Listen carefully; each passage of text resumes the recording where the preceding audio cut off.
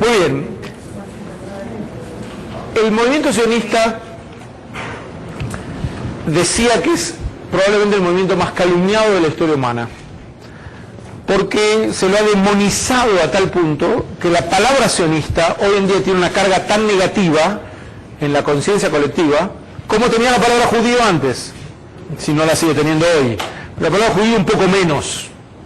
La palabra sionista sigue teniendo esta carga negativa. A mí una de las grandes satisfacciones que me da dar conferencias en China es que cuando presento una conferencia bajo el título de la validez del sionismo, por ejemplo, vienen 400 estudiantes y nadie se le mueve un pelo, están todos, es decir, tiene una actitud emocionalmente neutral. Algo que si estuviera en Europa una conferencia que se llame la validez del sionismo, creo que incendian la universidad antes de que entre, solamente con ese título, por la carga negativa que se le ha impuesto a la palabra, debido básicamente a dos factores. Primero, que se despojó al sionismo de su antigüedad, y se considera el sionismo como una especie de movimiento que vino a compensar a los judíos después de la Segunda Guerra Mundial a costa del maltrato a los palestinos. Y esto es una mentira refutable muy fácilmente en la historia. El movimiento sionista no nació después de la Segunda Guerra Mundial. La pregunta es ¿cuándo nació? ¿Cuándo nació el sionismo?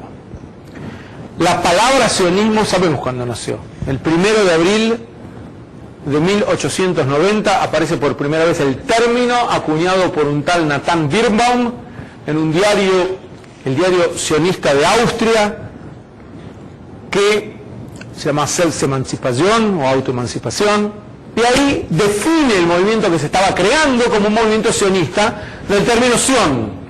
Sion aparece unas 150 veces en la Biblia, primero como la definición del monte del templo de Jerusalén, después como la definición, primero el templo, después el monte, después Jerusalén en su conjunto.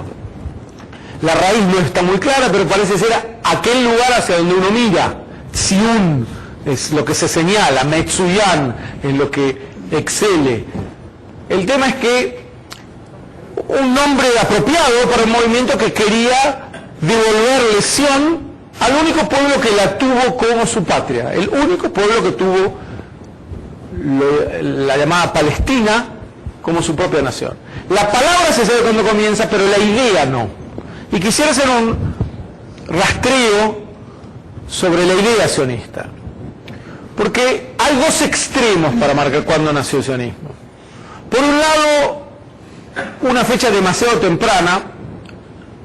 El Rabí Shlomo Maimón, en su libro Sarei Amea, ¿Ari quiere decir algo? Sí, de que por qué nada más o sea, yo no lo sé, los romanos, o sea, por qué nada más para los judíos, palestinos, para los demás. Los únicos que tuvieron a Palestina como una patria independiente son los judíos. Los romanos eran un imperio, los ingleses eran un imperio, los mongoles son un imperio, el imperio bizantino, los imperios griegos, todos los imperios pasaron por ahí, el asirio y el babilónico, pero lo tuvieron como una provincia pequeña y abandonada. El único momento en que Palestina fue un país independiente es cuando es el Estado judío el que está ahí, lo que es una diferencia abismal con los derechos de otros grupos. Volviendo al término de el sionismo como idea muy muy temprana, la ubica Maimón, por ejemplo, en los patriarcas. Dicen, Abraham hace 4000 años fue el primer sionista. Después de todo, Lech Lecha el Artsejá, te voy a llevar a la tierra que te he prometido, o no, te estoy prometiendo la tierra donde voy a llevar. Abraham deja todo y se va a esta tierra. Es una exageración. En realidad, Abraham no era sionista, porque el sionismo no consiste en ir a Israel, consiste en retornar a Israel. Si no hay retorno, no hay sionismo. El retorno es un concepto fundamental del sionismo. Ir no es retornar. Entonces hay quien toma esta idea y dice, bueno, si es así, el primer sionista podría ser considerado Josué o aún Moisés, porque volvían a la tierra prometida. Pero acá tampoco hay sionismo, porque hay otro componente del sionismo que falta, y es la corrección de la injusticia. El sionismo es un movimiento que permite o facilita el retorno de los judíos a la tierra de sus antepasados para corregir una injusticia histórica que se cometió con los judíos al despojarlos de su tierra. Si no hay ese contenido corrector, ese aporte para poner a los judíos en una situación de igualdad con el resto de los pueblos, todavía no hay sionismo. Y en ese caso, Josué no estaba retornando a una tierra de la cual habían sido expulsados, porque los judíos no habían sido expulsados de Israel.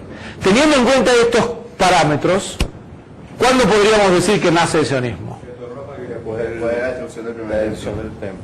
Después de la destrucción del templo. Cuando llegan los primeros judíos a Babilonia, y a partir del 530, eso ya es el retorno, a partir del 586, antes de la Era Común, llegan expulsados por el imperio babilónico. Y el primero de ellos dice, ay, cómo me gustaría volver. Ese es el primer sionista. ¿Lo dijo o lo escribió? Lo escribió. ¿Alguien tiene una Biblia por error? ¿Sí o no? Salmo 137, busquen en casa. Al Neharot Babel Sham Yashavnu Gam Bajinu Bezochrenu Etzion. Sobre los ríos de Babilonia nos sentamos y lloramos recordando a Sión. Nos pedían que cantásemos una canción del Señor. ¿Cómo podemos cantar canciones de Sión en tierra extraña? En pocas palabras, nos pedían que hiciéramos judaísmo. No podemos hacer judaísmo en tierra extraña. Si te olvidare, oh Jerusalén, sea mi diestra olvidada. Este es el primer documento escrito del sionismo como idea. Porque acá ya están los dos componentes. El retorno y el retorno para corregir esta situación anómala e injusta. ¿Hasta aquí alguna aclaración? Con todo, aún si decimos que el sionismo tiene 2500 años, este no es el sionismo moderno. Es el sionismo como aspiración del pueblo judío. El sionismo moderno tardó bastante más en surgir, pero igualmente no tan poco como aquellos que plantean que nació en 1897 con el primer Congreso Sionista Mundial en Basilea, presidido por Theodor Herzl. Este primer Congreso Sionista Mundial nace cuando en realidad sus principales logros ya estaban.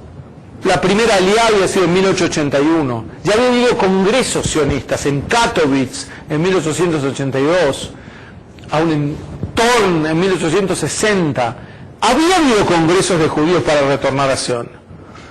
La novedad que trae Basilea es que por primera vez hay un estadista judío que le da el toque de factibilidad. Parece ser que sí. Esta vez les digo, vamos a hacerlo. Y le creen. Hay una fertilidad social en el movimiento, lo que antes no había habido. Es lo que ayuda, es decir, sería un agregado. Pero un agregado que marca las claras que la rueda se había puesto en movimiento. Con todo, hay muchos historiadores diversos que intentan buscar el origen del sionismo en distintos personajes, del sionismo moderno. Martin Buber dice que el primero es el Maharal de Praga, a fines del siglo XVI, el gran rabino de Praga, porque habla de esta irregularidad de los judíos en la diáspora que debe terminar.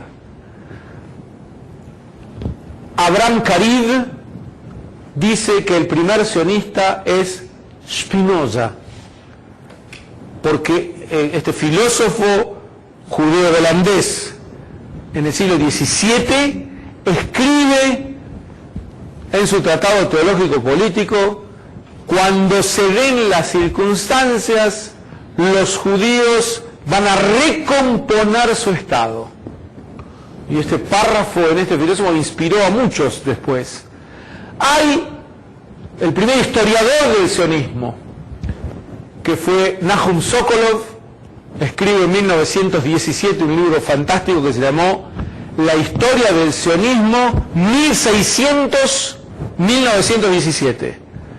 Y cuenta la historia del sionismo desde el 1600 y dice que Menashe ben Israel, el rabino de Holanda, el que en realidad lo excomulgó a Spinoza, él fue el primer sionista. Porque Menashe ben Israel, intentando convencer al gobierno inglés que abriera las puertas para el retorno de los judíos, decía que ese retorno iba a llevar a los judíos a retornar a la tierra de Israel y ya anunciaba el gran reencuentro.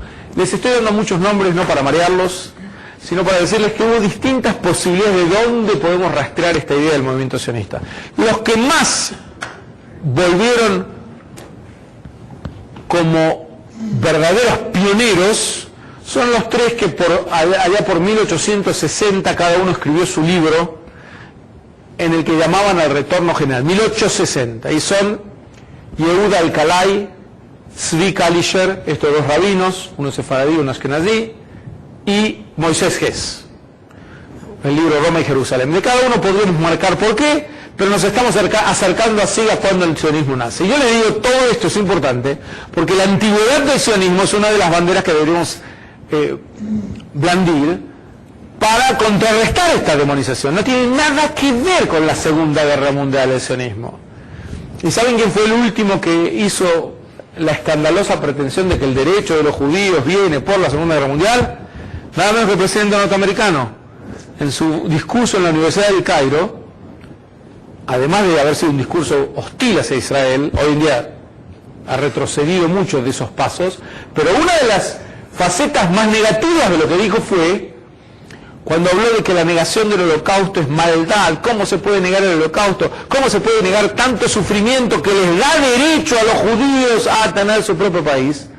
Hasta el punto que el primer ministro de Israel en su discurso de Barilán debió responder a esto. Nuestro derecho no tiene nada que ver con el sufrimiento en la Segunda Guerra Mundial. ¿Perdón? El presidente Obama. ¿Perdón? ¿Cómo? ¿Qué dijiste no oí? No, me estaba diciendo negrito, ¿sabes? Ah, fue el presidente Obama, pero ¿por qué te sorprendes? Bueno, porque creí que venían para atrás, o sea, que íbamos de atrás para... No, terminé mostrando cuándo comienza y les digo que es un error suponer que comienza ya. Y Obama cometió ese mismo error. ¿Está bien? Entonces, recuperar a esta antigüedad del sionismo, que es muy importante insistir en ella, porque una de las maneras de esgrimir argumentos antisionistas es presentarnos una... ¿Quién mandó esa mosca? Es presentarnos... ¿Se puede sacar de la película la mosca? No, pero aparte sigue, en general.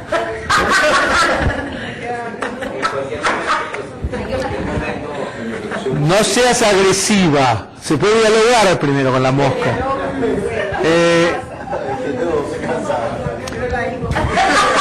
Pero loco. ¿Alguien tiene un garrote?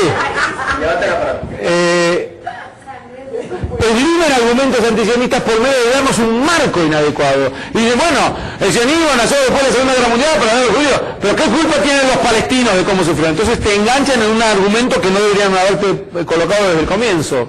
O el otro argumento, las Naciones Unidas le dieron a los judíos el derecho a crear su territorio en Palestina, y terminan diciendo, ¿y qué derecho tienen las Naciones Unidas a dar Palestina a los judíos? Claro, lo formularon mal desde el comienzo. Las Naciones Unidas no dieron ningún derecho.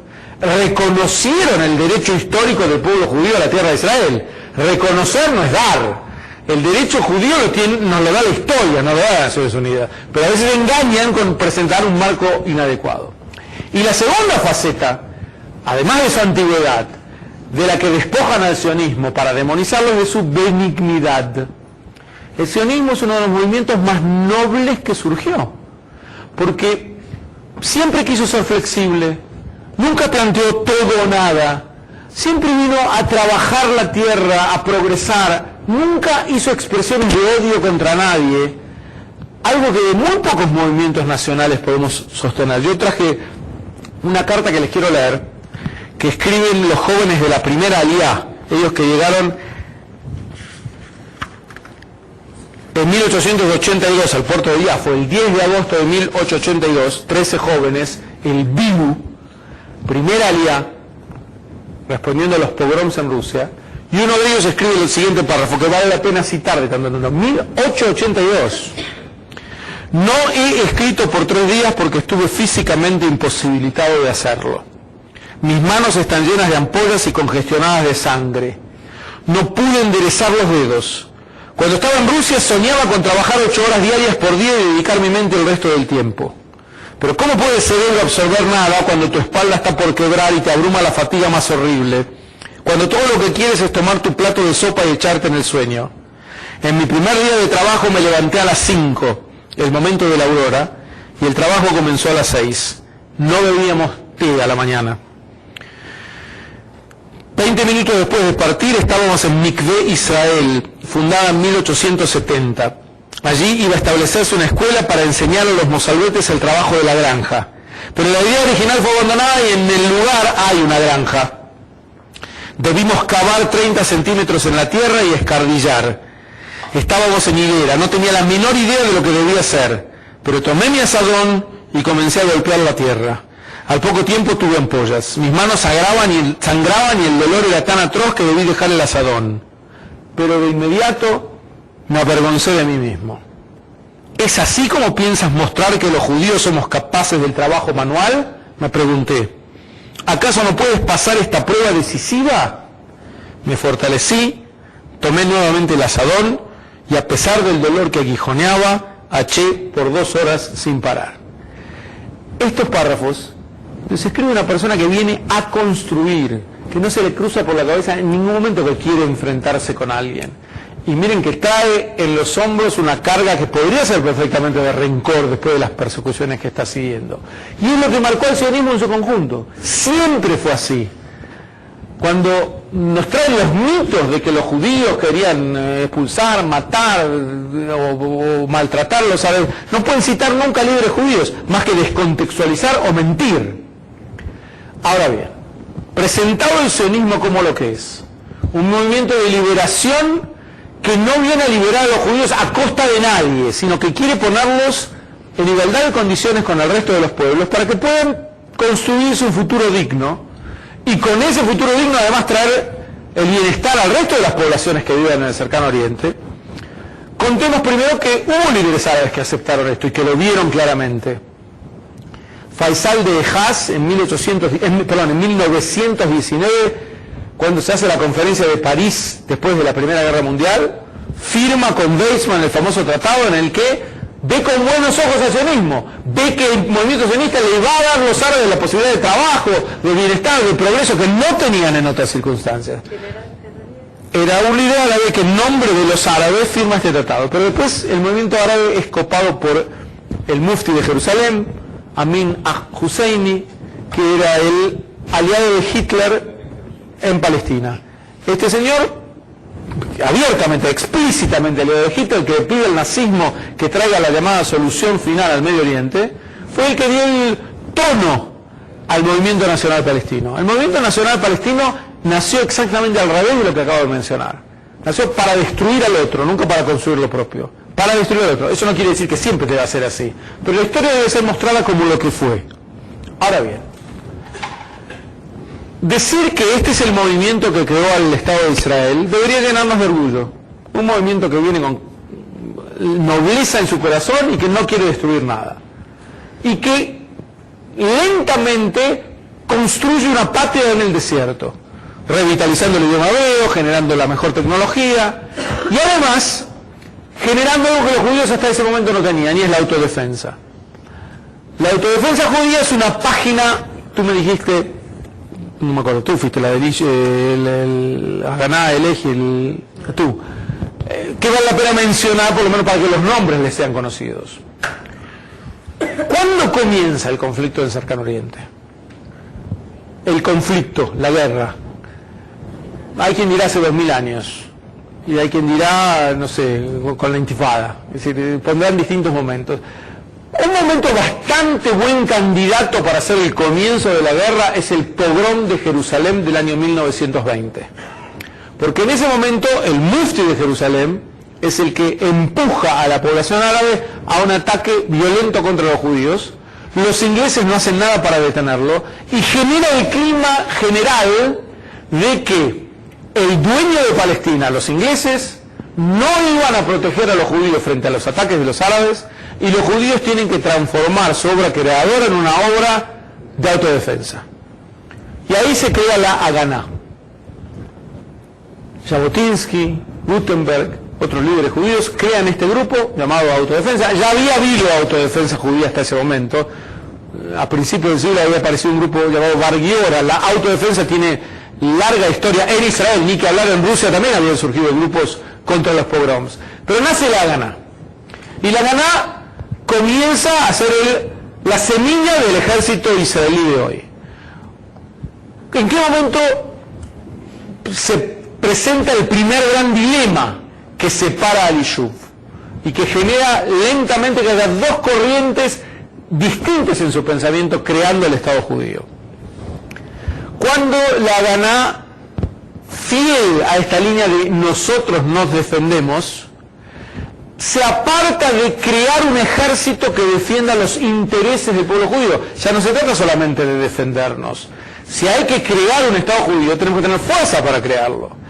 Y el grupo que se crea en la década del 30, como una decisión de la Haganá, es el que terminó llamándose Irgun Tzevaí Leumi o Etzel. Irgun o Etzel son las dos palabras, del cual el líder más conocido terminó siendo el primer ministro de Israel, Menachem Begin. Aquí les hablo entonces de los dos grandes movimientos que crearon el Estado de Israel. Por un lado, el movimiento sionista socialista, y por otro, al que llamaría el movimiento sionista nacional. Hasta hoy en día siguen siendo las dos grandes corrientes en Israel. Y digamos que si hiciéramos una pincelada muy simple de la historia del Estado de Israel, podemos decir que 30 años gobernó uno y 30 años gobernó el otro, con las coaliciones del caso, con algunos altibajos, pero más o menos así. La segunda polémica dentro de la autodefensa judía es mucho más seria. Y se produce cuando, con el estallido de la Segunda Guerra Mundial, la lucha judía contra Inglaterra empezaba a perder validez. En el Irgun, que estaban empeñados en expulsar a Inglaterra de Palestina, dicho de paso, el Irgun y la Haganá se defendían de los árabes, pero peleaban contra el imperio inglés. La idea era echar al imperio inglés de Palestina, algo que los árabes no hacían. Porque otra de las cuestiones es plantear mal a Israel o al sionismo como si fueran movimientos imperialistas metidos por el imperio británico en el Medio Oriente, cuando es todo lo contrario. Los que expulsaron al imperio británico del Medio Oriente son los sionistas. Y aquí cuando traen, miren cómo al mismo tiempo nos acusan de dos culpas contradictorias entre sí. Es la famosa acusación de que en el 47 el Irgun voló el Hotel King David. El Hotel King David, ustedes saben, que presentado así, ¿quién va a volar un hotel de turistas? No era un hotel de turistas, era el cuartel central del ejército británico en Palestina. Los judíos estaban en guerra contra el ejército británico en Palestina, que hundía los barcos judíos en el mar. Había muchas causales para estar en guerra contra los británicos, por lo tanto era perfectamente legítimo como blanco este cuartel general británico. Además de todo el relato de que se le avisó, etcétera, que es perfectamente demostrable. Pero lo fundamental es que era un blanco legítimo. Ahora bien, ¿por qué digo que es contradictorio? Porque por un lado te dicen que eran la cuña del imperio británico en el Medio Oriente, y por otro lado te dicen que es terrorista, ¿por qué le pusieron la bomba en el continente? Pero tengo que estar a favor de los ingleses o en contra. Si estoy a favor es porque estoy a favor, si estoy en contra es porque estoy en contra. Pero ven que estos argumentos son permanentemente parte de la confusión que crean. Y uno nunca se puede defender, son como los argumentos judiofóbicos, ¿sí? O porque el judío ostenta su dinero, o porque es avaro, o porque se mete en todos lados, o porque es muy cerrado. Haga lo que hiciere, siempre vas a caer en la definición del judiófobo. Ahora, volviendo a esto, cuando se produce la Segunda Guerra Mundial, en el Irgun se crea la gran escisión. Porque por un lado, hay quien sostiene la línea general: no podemos pelear contra los ingleses mientras los ingleses están combatiendo contra los alemanes, que son nuestros peores enemigos. Y por otro lado nace el Lehi, liderado por Yair Stern, Lojamé Jerut Israel, un grupo más pequeño, más radical, que sostiene de ninguna manera: los que permiten que el nazismo nos destruya son aquellos que nos privan de nuestra independencia en Israel. Porque no tenemos nuestro país, esa es la fuente de todas nuestras desdichas. Si construimos nuestro Estado, y eso pasa por echar a los ingleses, todo lo demás se disipará. Y por lo tanto hay que pelear contra los ingleses hasta el final, no importa, aunque ellos estén combatiendo contra el diablo, seguiremos peleando con ellos. Esta es la gran división. Y aquí tenemos los tres grupos, Haganá, Irgun y Lehi, que terminaron formando al Ejército de Defensa Israelí en 1948. Cuando se crea. El Palmaj fue un pedazo, una parte de la Haganá que se crea ante la sensación de que los alemanes van a llegar a Palestina. Entonces se crean estas Plugot Mahats, grupos de asalto, que tienen como objetivo, si los alemanes se acercan, detenerlos. Finalmente no cumplió ese objetivo, pero como fue un grupo muy grande y muy disciplinado, etcétera, generó toda una cultura en Israel, la cultura de Palmach, pero era una parte de la Ganá como movimiento. Muy bien. ¿Cuál fue el papel de los árabes en todo este...? Excelente. Salvo un partido pequeño de los árabes que se llamaba Istiklal, no existe uno solo de todos los partidos árabes que pidiera la independencia de Palestina. Los árabes no querían la independencia de Palestina. ¿Por qué? Porque los árabes no se consideraban un país independiente. Ellos se veían a sí mismos o como parte de la nación árabe o como parte de lo que se llama la Gran Siria. Palestina era la Siria del sur. Y entonces no era necesario expulsar al Imperio Británico y declarar la independencia de Palestina como un Estado separado. Esto era lo que querían los judíos. Los árabes, debido al liderazgo que tuvieron, se volcaron a destruir a los judíos. Ese fue su rol. Si uno que tuviera que resumirlo, lo resumiría así. La guerra de independencia de Israel es una guerra que despierta varios dilemas. Y una de las preguntas es, ¿se independizaron de quién? Porque hay muchos modelos de independencia. Ustedes saben, en los países latinoamericanos estamos acostumbrados al modelo habitual, que es que hay una metrópoli en Europa de la cual nos independizamos. Una gran excepción es Brasil, que declara su independencia insólita, cuando la Casa Real viene a Latinoamérica y de acá, como estaban siendo derrotados en Europa, es el rey de Portugal el que continúa con el imperio desde la colonia. Pero Israel, ¿de quién se independiza? Decir que se independiza de Inglaterra es quedarnos un poco cortos, porque técnicamente así fue. Expulsan a Inglaterra y declaran su independencia. Pero yo diría que Israel es tan especial en esto porque su independencia es del mundo no judío.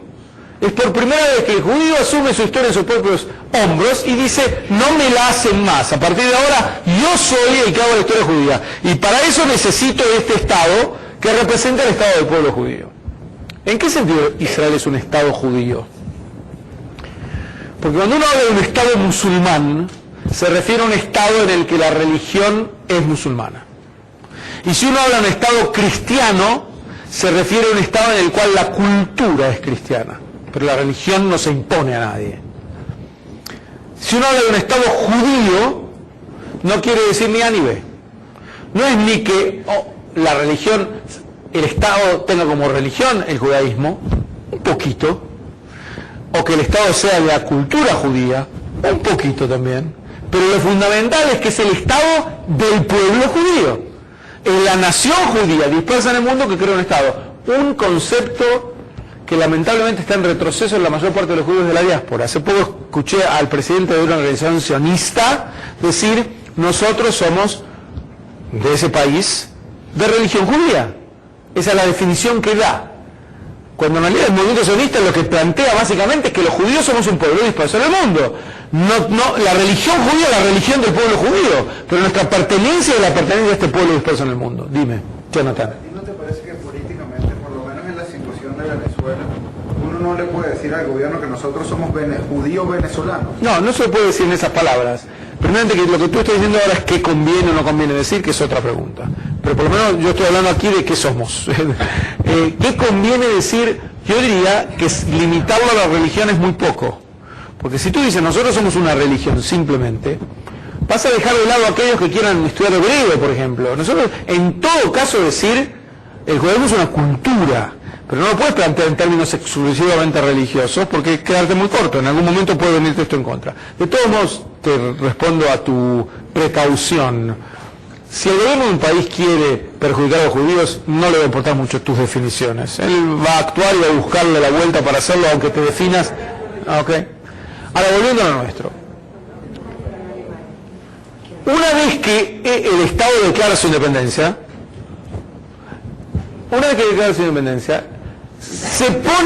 se consolida esta línea que les vengo mostrando del movimiento sionista de construir y construir y construir.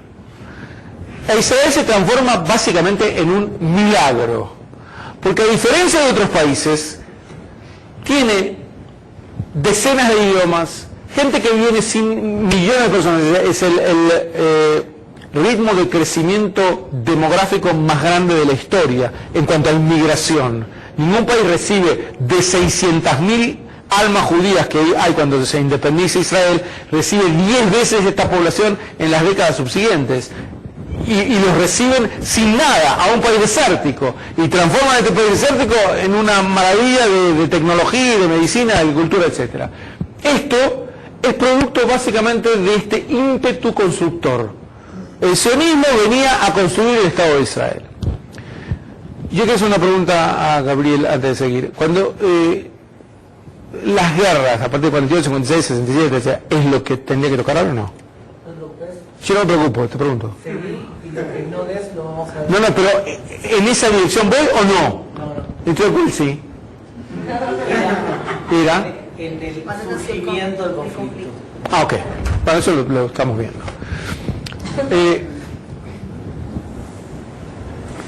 ¿Cuándo surgió el conflicto? ¿Perdón? ¿En qué año? 1920 sería la mejor opción. Insisto en que hay algunos que dirían otras formas. Ahora bien, si uno tuviera que definir el conflicto en su conjunto, el de 1920 es emblemático. Es emblemático. En 1967 es que empieza a existir. ¿67? Empieza a existir el mal llamado pueblo palestino. Y se empiezan a llamar los palestinos. No, antes. Es decir, la pregunta de cuándo nació el pueblo palestino también tiene muchas respuestas. Pero yo diría, es decir, lo que ocurre en 1948 es que el término palestino, como los judíos dejan de utilizarlo, hasta ese momento palestinos eran los judíos que vivían en Sion. Palestina era la orquesta palestina, el banco palestino, el diario palestino, todo se llama la brigada palestina, todos los palestinos eran judíos, nada más que judíos. Pero no se llamaban así los palestinos, los árabes se llamaban árabes. Cuando los palestinos pasan a ser israelíes en 1948, la palabra palestinos queda ahí en un limbo semántico que lentamente empieza a ser apropiado por los árabes. Ahí comienzan ellos a usar el término. Pero noten algo importantísimo con respecto a los palestinos. Las Naciones Unidas en 1947 definen la partición de Palestina en dos estados. Un estado judío y árabe. No habla ni una palabra de los palestinos. No hay palestinos en la conciencia mundial en esos momentos. Hablar hoy en día de un estado judío y árabe es lo que deberíamos repetir. Porque hoy quienes tratan de deslizar el conflicto dicen, y bueno, ya desde entonces se habla de un estado israelí y un estado palestino. No es así. El estado palestino se van a hacer los dos. Porque Palestina es un concepto geográfico, no un concepto nacional. Ahora bien, en 1967, con la Guerra de los 6 días, la resolución 242 de las Naciones Unidas, después de la Guerra de los 6 días, habla otra vez de dar una solución al problema de los refugiados. No hay una palabra todavía en 1967 que hable de los palestinos. A eso no quiere decir que los palestinos ya no hablaran de sí mismos. A partir del 48, sin duda, el término palestino se difundió. Pero tú dijiste lo de palestino, pero quiero tomar algo de Katy. Y es esto. Lo más llamativo del conflicto es que si los palestinos dicen que lo que quieren es hacer un Estado, ¿por qué no crearon un Estado ni pidieron crearlo en 1966, 65, 64, 63, 62, 61, hasta el 48? Antes de que Israel tuviera esos territorios de Judea y Samaria, ellos no reclamaban ese territorio para crear un Estado. ¿Perdón? Ni Gaza, que está en manos de Egipto. Ni Gaza, que estaba en manos de Egipto. Es decir, aquí hay algo que a quien quiera entenderlo lo despierta inmediatamente. El reclamo de ellos de hacer un Estado en esos territorios viene solamente desde que Israel tiene esos territorios. Es lo que muestra, ya te digo, lo que muestra que este es un impulso destructor. Él lo tiene, entonces yo lo quiero. Cuando él no lo tenía, entonces yo no lo quería tampoco. ¿Qué? Lo tenían los árabes. Bueno, pero ya tranquilo. ¿Pero tenían? ¿Para qué van a querer independizarse si están de acuerdo con...? No estaban de acuerdo con el rey Hussein de Jordania, no, justamente no estaban de acuerdo. El rey Hussein en 1970 mató a miles y miles de ellos en lo que se llamó Septiembre Negro. O sea, podemos decir que los palestinos son como los árabes que ninguna nación árabe los quiera. Exactamente. Sí. Pueden llegar a decir eso, yo diría que son los últimos de los pueblos árabes creados, es un pueblo bastante novedoso, que todos los árabes utilizan como peón para poder atacar a Israel, pero que no hay tal... ¿En dónde hemos perdido la batalla? La mayor parte de la gente cree ingenuamente que está defendiendo la causa palestina. No está defendiendo nada, está defendiendo la destrucción de Israel y lo llaman causa palestina.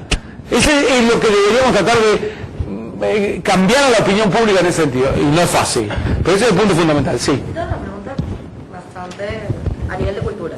Si tú naces en Cisjordania, Sí. ¿qué dice tu pasaporte? ¿Tú ¿Eres de dónde? tienes pasaporte jordano? Jordania. Sí. Y si naces en Gaza, ¿tienes pasaporte? Tienes el documento apátrida. Tienes un documento de apátrida con el que puedes viajar, te lo otorga las Naciones Unidas. Apátrida. Sí. O sea, No pertenece- tienes ningún estado que te está pidiendo por tus derechos. Apátrida quiere decir eso, que tienes un documento, las Naciones Unidas piden que te traten bien, pero tú no tienes. Puedes, me parece que puedes pedir pasaporte egipcio, no sé si lo puedes conseguir, pero probablemente no. El jordano, los que viven en Cisjordania seguro que sí. Me parece que hasta los de Gaza podrían conseguir, no ahora, pero podrían conseguir. ¿Tú sabes que se pueden conseguir o no pasaporte? Egipto, y los jordanos ahora tampoco. Desde el 1988 que el rey Hussein de Jordania dijo que desconectó toda relación con el reino de Jordania. No, pero el pasaporte sí. Hoy en día creo que los de Cisjordania no pueden recibir pasaporte. No, seguro. ¿Y entonces cómo tienen, si viajan permanentemente, qué pasaporte? Por el mismo estatus, aparte. No, tienen pasaporte jordano. Estoy casi seguro de decir, uno de ellos me lo mostró hace poquito. Sí, nació antes. Ah, eso puede ser. Que sea, bueno, ves, tenemos que buscarlo todos esto, es un dato importante. Pero hay una cosa también interesante de eso. Por lo menos uno va a Jordania, me parece interesante ir a Petra, por ejemplo, y el tipo que te atiende, él te va a hablar cualquiera de ellos, así sea contratado en su mayoría por empresas israelíes, geográficamente para explicarte si, bueno, si tú vienes del Ávila, pasarías por acá, bueno, si tú vienes desde Palestina, tal y cual cosa. Y cuando tú averiguas un poco más sobre el tipo, resulta ser que esa persona, en algún momento, su tatarabuelo o su bisabuelo, o quien sea, o él mismo, vivía en lo que ellos llaman Palestina. Entonces, Pero esta gente tampoco son jordanos, aunque vivan en esa zona. Tampoco los países árabes. seguro, no, los jordanos sí, los jordanos le dan ciudadanía jordana a los ex-palestinos. Los jordanos son los únicos que sí. A los egipcios, a los sirios, a los libaneses no le dieron ciudadanía. Los jordanos le dieron. La mayor parte de la población jordana es palestina. La mayor parte, no un poquito. Y la mayor parte de los palestinos son jordanos. No hay ninguna diferencia entre palestinos y jordanos. Es decir, son 10 centímetros de diferencia en el mapa y ninguna diferencia cultural, idiomática, religiosa entre unos y otros. Jordania fue creada Artificialmente por Inglaterra, es cierto. Pero es decir, enfatizar esa diferencia otra vez para socavar a Israel. Cuanto más pueda yo crear una independencia, una población separada, más voy a poder socavarlo. Hoy en día ya están los que están previendo que van a ser un Estado palestino, entonces tengo que fortalecer la identidad independiente de los árabes de Israel, para que después igual, si crean un Estado palestino, va a haber un grupo en Israel que va a seguir diciendo, pero yo no tengo un Estado propio. Es decir, está claro que el impulso es uno solo, y es que no haya Israel. Todo lo demás son las excusas para solventar, para abonar o promover este impulso número uno. Muy bien. La guerra de los 6 días, en 1967, es también muchas veces víctima de esta demonización y presentada como una guerra tremenda de expansión, y además que creó una situación de explotación y de opresión.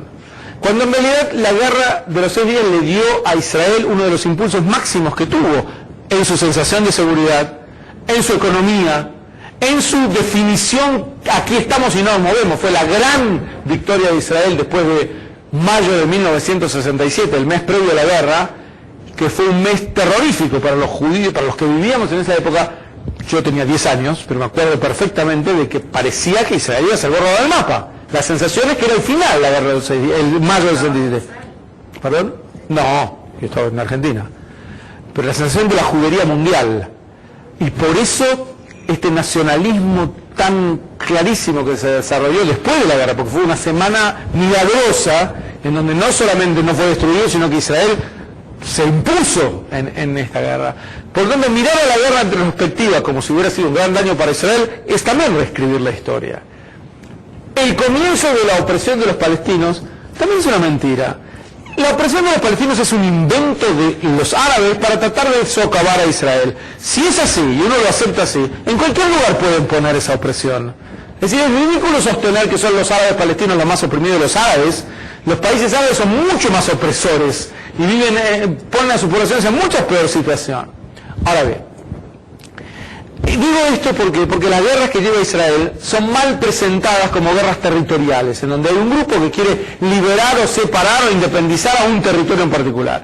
Las guerras que lleva a cabo Israel son siempre guerras existenciales, que tienden a defender a Israel frente a una situación general que quiere que Israel deje de existir. Como dije antes, es el único dato que si uno lo saca del conflicto no hay más conflicto.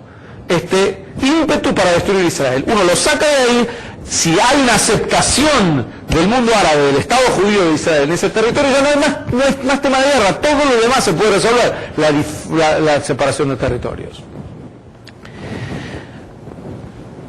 Una pregunta. Sí.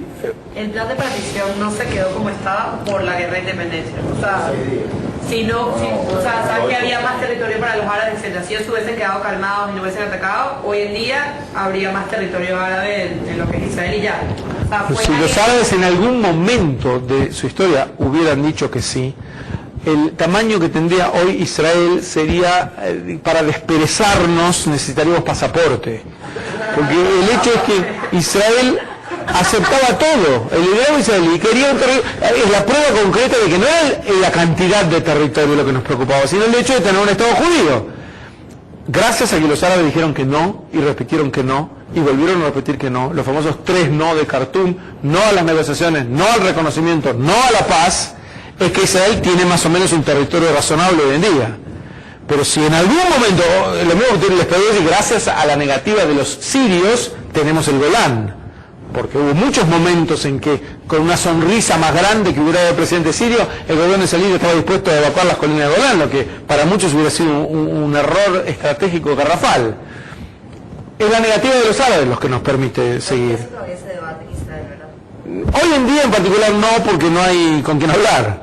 Es decir, a nivel interno. si mañana el presidente sirio hiciera lo que hizo Sadat, y va a la Knesset, y en la Knesset dice no more wars, no more bloodshed, seguro que va a ser un tema de debate inmediato en Israel. En Jerusalén, yo fui un Shabbat en casa de unos religiosos y el shiur de la noche fue la mujer diciéndonos de por qué no hay que dar el Golán. Yo diría que hoy, si tú lo sometes a votación en Israel, me parece no equivocarme si te digo que la abrumadora mayoría diría de ninguna manera. Pero esto puede cambiar mucho si cambian las circunstancias políticas. Insisto, si el presidente de Siria hiciera lo que te acabo de decir, más o menos esto puede ocurrir 15 minutos antes de la llegada del Mesías, más o menos.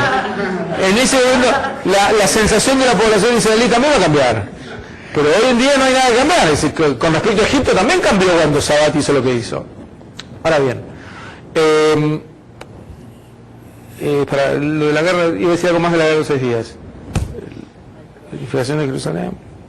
Un segundo. Bueno, me olvidé lo que quería decir con respecto a la guerra de los 6 días, pero incluye algo más. Sin ninguna duda, el evento fundamental de esta guerra fue la reunificación de Jerusalén. Y aquí es donde también nos, de alguna manera, provocan constantemente, en el diario se lee a veces, Netanyahu se muestra intransigente, 2 puntos, dijo que Jerusalén no es un asentamiento sino nuestra capital. Big deal. Que Jerusalén es la capital del pueblo judío, no hace falta ser un gran inventor para darse cuenta del tema. Que Jerusalén fue capital solamente del pueblo judío, tampoco. Si por ahí va a pasar el conflicto, es muy posible que sea la última bandera de la última discusión. ¿Qué va a pasar con la ciudad vieja de Jerusalén? Que no tiene pozos petroleros, que no tiene ningún tipo de riqueza, pero ¿por qué es tan importante para nosotros? Además de las cuestiones históricas y que tenemos derecho a ella. Por los mismos motivos por los cuales la postergación de la guerra se da porque no nos aceptan. Si Jerusalén dejara de ser la capital de Israel y solamente la capital de Israel, Lo que va a ocurrir es una especie de desjudaización del Estado judío. Otra vez, no aceptamos a un Estado judío aquí, aceptamos a un Estado israelí moderno. En fin, nos hemos avenido a vivir en paz con ellos. Pero no hay un reconocimiento de la historia judía, que es lo que ellos hasta ahora no aceptan. En cambio, reconocer a Jerusalén como capital implica eso. Reconocer que este es un país judío renacido, porque la misma capital del rey David, la que ahora tiene al Estado de Israel. Si eso no ocurre, las raíces del conflicto están permanentemente dando frutos y continuarán dando frutos. También podría decir para el otro lado porque nosotros no reconocemos que ellos también tienen algún derecho y... Yo reconozco todos los derechos del mundo, pero no puedo reconocer una historia que no existe. Si tú me dices, ellos tienen derecho a proclamar Jerusalén como capital, la pregunta es ¿por qué? ¿De dónde sale ese derecho? ¿Alguna vez fue? Bueno, pero para ellos ahí está donde se paró más o menos, o sea... Pero para los del Bahá'í, Haifa es la ciudad más sagrada del mundo y eso no quiere decir que tengan que ser un Estado ahí. Nadie les quita derechos religiosos, nunca tuvieron tantos como ahora. Derechos religiosos no es lo que se discute, se habla de derechos nacionales. Es otro de los argumentos que te presentan mal cuando te dicen, pero si Jerusalén es ciudad sagrada para las tres religiones, ¿por qué tiene que gobernar solamente el judaísmo ahí?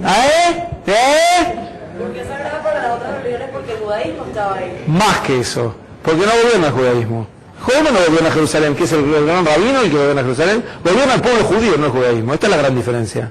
Entonces te mezclan la religión con la nación y te mezclan los derechos religiosos con los derechos nacionales y confunden. Yo tendría que reformular la pregunta de este modo.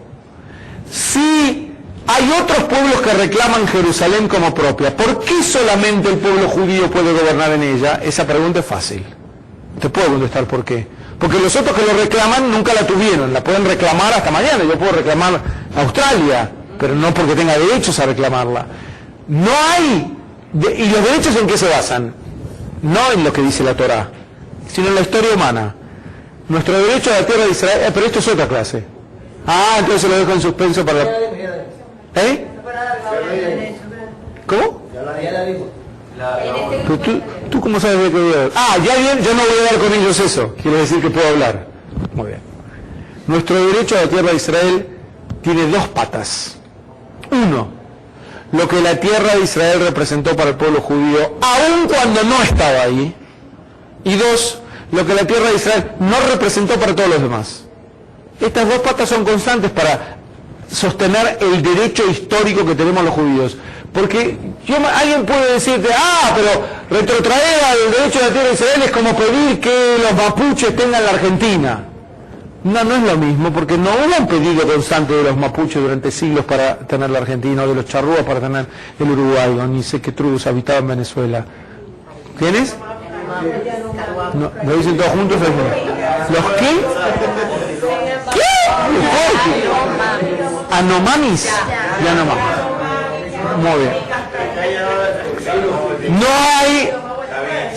Yo no puedo decir, hace 2000 años aquí había un grupo. Ese no es el tema, que hace 2000 años había judíos en Israel, sino que saquen la palabra hacen y reemplácenla por la palabra durante. Ese es el término clave. Durante 2000 años los judíos reclamamos por la tierra de Israel y no renunciamos en ningún momento a que la tierra de Israel nos pertenece, a pesar de no estar en Israel. No tiene nada que ver con que hubo siempre judíos en Israel. Eso aumenta nuestro derecho. Pero el derecho primordial es que este reclamo fue constante. Fuimos expulsados por la fuerza, nunca admitimos que esta expulsión por la fuerza de Israel tuviera validez, y a nadie más le importó un rábano la tierra de Israel más que a nosotros. Ahora, una vez que nosotros la tuvimos, todos los demás la quieren. Pero la tierra de Israel, en estos dos derechos se basa. Alguien una mano levantada. Sí, Katy. En cuanto al reconocimiento de Jerusalén como capital. Sí. De lo que yo recuerdo, si no son todas, la gran mayoría de las embajadas de los otros países están en Tel Aviv. Correcto. O sea, ningún país hasta ahora, No, hubo 13 países que tenían sus embajadas en Jerusalén, 13, de los cuales 12 eran latinoamericanos, y el único no latinoamericano era Holanda. Estos 13 países tenían la embajada, y a partir de 1980, por una presión que surgió coaligada Irán y Cuba, en los dos regímenes de ideología compartida en las Naciones Unidas, empezaron a retirar todas sus embajadas. Y hoy en día no queda ya ninguna en Jerusalén. La última, creo, si no me equivoco, la retiró fue El Salvador. y antes Costa Rica. De todos modos, que no nos reconozcan a Jerusalén como capital no quiere decir que nosotros tengamos que renunciar a ella. Antes tampoco. Ok. Entonces, pero ¿cuál es la hipocresía de describir a Tel Aviv como capital? El gobierno de Israel está en Jerusalén, la Knesset está en Jerusalén, la Corte Suprema de Justicia está en Jerusalén. No, de hecho es poco práctico. ¿Qué? Tener la embajada de Tel Aviv. Eso también. Pero me refiero a que llamar a Tel Aviv capital es hacer otra vez esta obsesión con los judíos. Todos los países del mundo pueden definir dónde quieren tener su capital. Al único que no se le permite es a Israel. Y si él te dice, no, lo que pasa es que Israel está ocupando un territorio que no lo reconocemos. Pero olvídate de la ciudad oriental.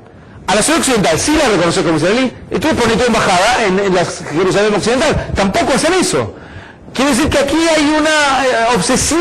Solamente a Israel no le debe permitir poner la capital donde quiera, donde la tiene. Y sigo repitiendo que Tel Aviv es la capital de Israel cuando toda luces no es. Pues la ciudad más importante comercial o cultural, ni siquiera diría. Correcto. Hay muchos países así, Canadá, Australia, Brasil, todos tienen ciudades capital menos importantes. Pero en Jerusalén aquí lo que se juega en la historia es la legitimidad histórica del Estado judío como Estado judío y no como un Estado renacido al que la gente, no como un Estado nuevo al que la gente finalmente acepta, que sería si tuviera Tel Aviv como capital. Perdón, escuché estos días. Esta es la última porque Anabela me hace gestos muy, muy rígidos de ella. Sí. Última pregunta o comentario. La autoridad palestina como que ya está hablando de que ciertos barrios de Jerusalén Vieja... No dejes, cuando se decir rumores, son rumores que tiran cualquiera, no sé quién lo dijo, quién no lo dijo. De todos modos, el camino para resolver el tema de Jerusalén es muy largo, hay que tener mucha paciencia, mucha paciencia. ¿Eso no vino oficial de...? No vino oficial, no vino oficial. Lo que vino oficial fue cuando en Camp David, Arafat y Barak discutían. En un momento Arafat admitió que el barrio armenio podía estar bajo gobierno israelí. Es decir, que le quedaba, y el judío desde ya, desde la ciudad vieja, de los 4 barrios. Entonces le quedaba el barrio musulmán y el barrio cristiano a la autoridad palestina. Pero no había consenso, en Israel no había consenso con respecto a partir la ciudad vieja de Jerusalén. Insisto, aquí no estamos jugando ni a demografía ni a petróleo, estamos jugando a la legitimidad histórica del Estado, que es lo fundamental. Eso puesto en juego es lo que genera la guerra. Basta.